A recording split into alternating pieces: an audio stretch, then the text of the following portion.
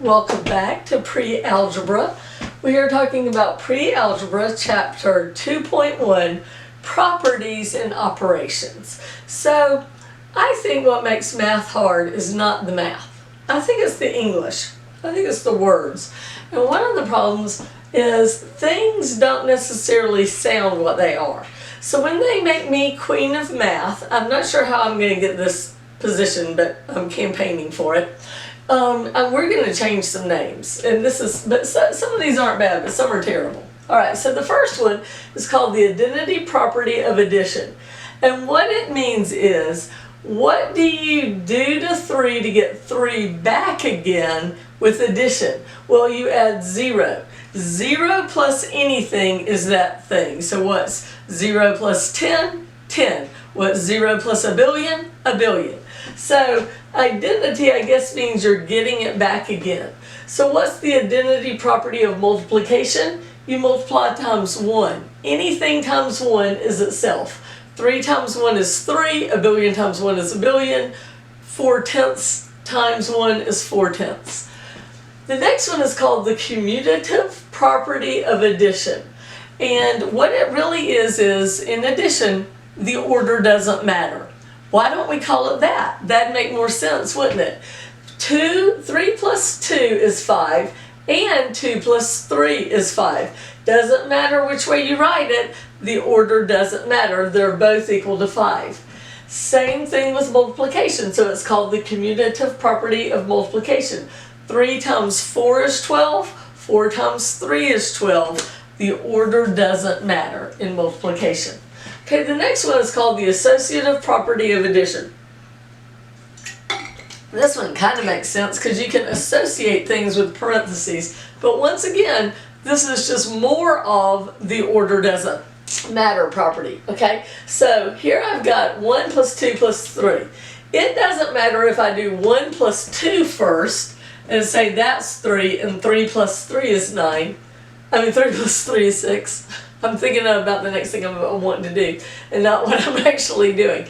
Or you can do the 2 plus 3 is 5 plus 1 more is 6. It doesn't matter which one you do first. And you can do parentheses to tell you that's the one they want you to do first. Okay, here's another one. Same thing with multiplication.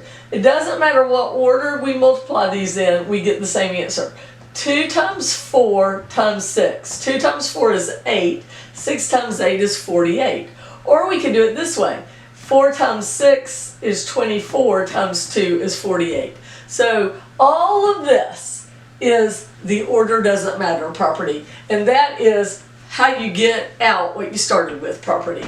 Better names, right? All right. So we're going to start doing problems, algebra problems, and the first thing they tell you is evaluate. And evaluate means that you're going to substitute in and do math. When you have letters sitting next to each other or letters sitting next to numbers, it means multiply.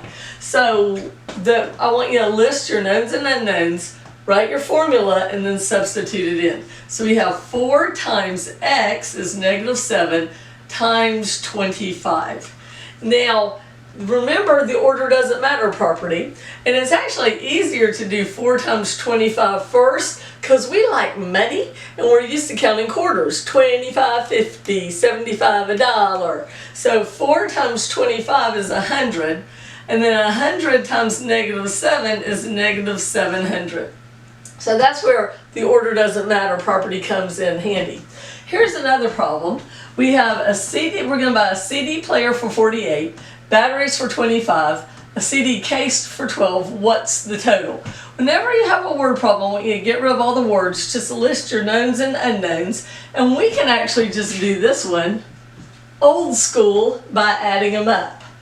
8 and 5 is 13, 14, 15, 4, 5, 6, 7, 8. So our total cost is $85. Now, there's a way you can count on numbers. Where if you're adding up numbers, 1 sort of has 1 spot, 2 has 2 spots, 3 has 3 spots, 4 can have 4 spots, and 5 can have 5 spots. It's sort of like old cheerleading bubble writing. So if I added these up, I can count the spots. 1, 2, 3, 4, 5, 6, 7, 8, 9, 10, 11, 12, 13, 14, 15. Woo. So anyway, if you don't know how to add on those touch points, it's a little handy cheat thing.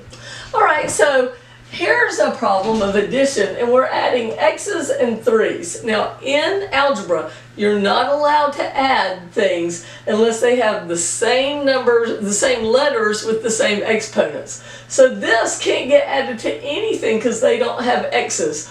All we can add up is the 3 plus the 6. And so 6, 7, 8, 9. See how I used my touch points? So my answer is equal to x plus 9. You still just have to do the plus there. You don't put them together. To be put together, they have to have the same letters with the same exponents. But with multiplying and dividing, you can do anything.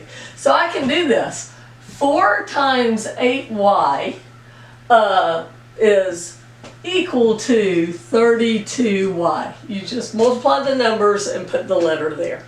Okay? Here's another one. Negative 5 times 1. Remember, anything times 1 is itself, the identity property. Y squared plus 0, the same identity property. If you add 0, you get the same thing back again. And here is 2 times PQ.